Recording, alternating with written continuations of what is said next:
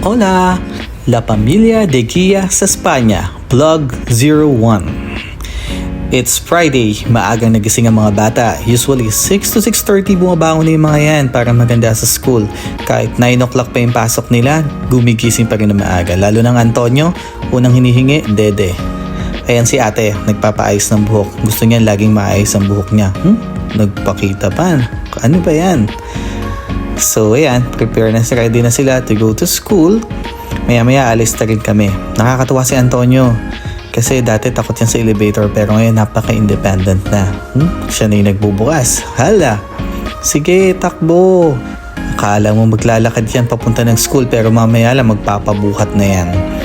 Dito sa Espanya, nakasanayan namin na naglalakad lang kami papunta ng school. Hindi kasi katulad sa Pinas, paglabas mo ng bahay, may tricycle na. So, mga 1.5 kilometers yung layo ng bahay papunta sa school. Pero okay lang, exercise na din yun. Tingnan mo si ate. Sobrang excited sa school. Si Antonio, kanina tumatakbo. Ngayon, buhat na ng nanay.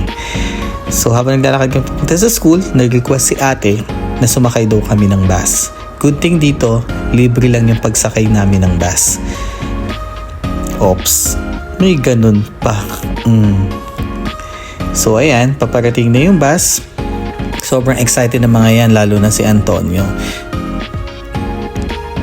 Ayan na. Okay.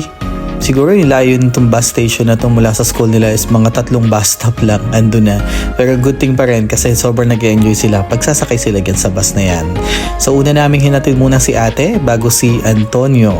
Kasi si Antonio is from 9 to 9:30 naman pwedeng ihatid sa school nila. Si ate before 9 o'clock nagbubukas na yung gate at pinapapasok na sila. O nga pala, dito bawal yung late. Kapag kasi mga 9:05, sinasara na rin yung gate. So, kinakailangan dun ka na kumatok sa pinaka-main gate. Which is nakakahiya kasi dapat napaka-punctual mo dito. So, si Antonio hinatid na namin. Siya na yung nagdo-doorbell. Before, iyak yan. Pero ngayon, excited. Pagbukas kagad ng pinto, takbo kagad sa loob. Adios! Kami naman, pumunta muna kami ng Chinese grocery. Tingin-tingin ng makakain.